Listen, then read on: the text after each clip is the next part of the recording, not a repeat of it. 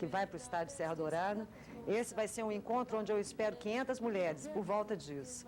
Eu acho que está de bom tamanho, mais que isso, não precisa não, a gente, 500 está bom. É um evento que acontece uma vez por ano apenas, e eu fico aqui fazendo para você não um convite, mas uma convocação, porque, para mim, o Pompoar foi um divisor de águas, por isso que eu me comunico com tanta, sabe, com tanta vontade nesse tema, por isso que eu falo com tanta certeza de que se você pratica, você realmente vai gostar e vai ser uma coisa diferenciada para você. Hoje, a gente vai sortear aqui no programa um kit Alpha-Parf, é um kit, esse kit aqui, gente, da linha de tratamento, eu vou chamar daqui a pouco para você, aliás, eu vou chamar agora. Vou chamar o Cris Pereira, eu vou começar com o Cris primeiro. Cris, vem cá, meu querido. Que é a linha Nutri-Sedation da Alpha-Parf. Beijo. Beijo. Pessoal, esse é o Cris Pereira, Cristiano Pereira. O Cris, ele é técnico de cabelos. Você pode segurar para mim, meu amor? Vou conversar aqui com você. O Cris, ele é técnico da Alpha-Parf, né? O que você faz na Alpha-Parf? Na verdade, eu sendo técnico, eu represento a marca Alpha-Parf em todo Goiás, né? O que é isso? Todo e qualquer problema que haja com o profissional ou com o consumidor final, ele entra em contato ou com a Alpha-Parf ou com a OS distribuidora, né? E aí eles entram em contato comigo, tá? Para que eu possa resolver os problemas. Pelo seguinte, o Cris, ele entende da estrutura capilar. A Alpha-Parf tem duas pessoas que cuidam da marca aqui em Goiás. O Cris, que é técnico capilar. Técnico em cabelo. E o Jales Rocha, que é o style. Ele que faz toda aquela coisa estilosa dos congressos. Exatamente. Não é? Um beijo para você, Jalinho. O Jale corta meu cabelo, ele faz as mechas, né? E o Cris trata meu cabelo. Vê como é que você faz? Ele olha para o meu cabelo e fala, seu cabelo está precisando disso, disso, daquilo, não é, Cris? Exatamente. A gente tem que ter o olho clínico, né? Para poder avaliar qualquer cabelo, não somente o seu, e poder também, né, tirar um melhor proveito dele, dar saúde ao cabelo. Então, nessa temporada que nós estamos juntos, eu fiz um selante. Foi uma selagem térmica, né? isso. Mas não tem formol, tá? Eu tenho medo desse tal de formol, porque eu acho que quebra o cabelo, sabe? Fica um cabelo assim, que pode ficar bom 1 mês, 2 meses, mas depois começam a aparecer os problemas. Exatamente. Né, o formol, ele tem um problema sério. É aquilo que eu já falei com você no programa anterior, né?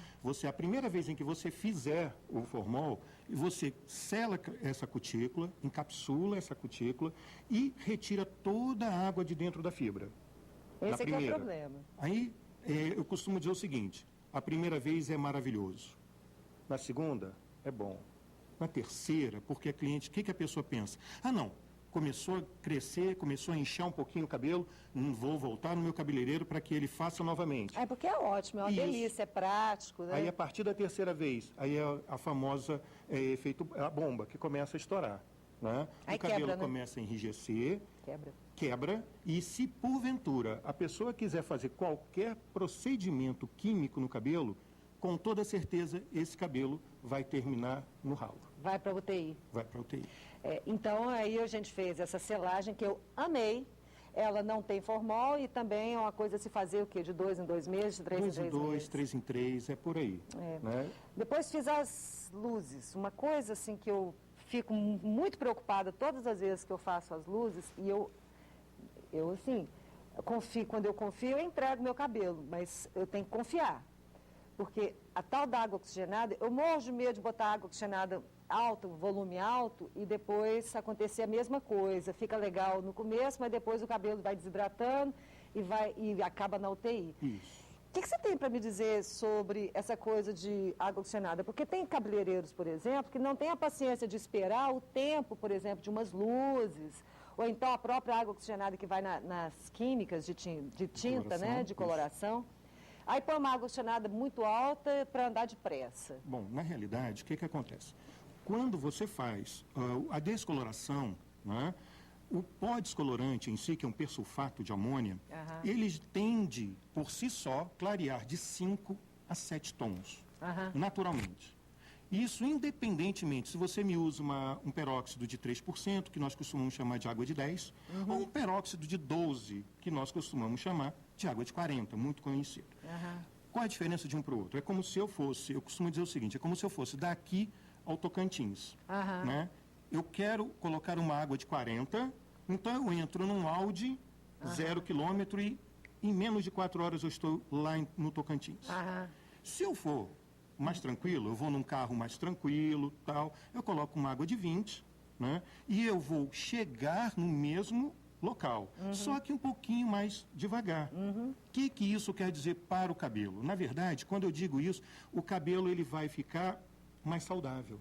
Eu coloco esse cabelo muito mais saudável. Muito menos agredido. Não, na verdade, é menos agressão e mais saúde para o cabelo. Aham. Quanto mais agredido ele ficar, né, com água de 40, pior é da próxima vez em que eu fizer É esse claro. cabelo.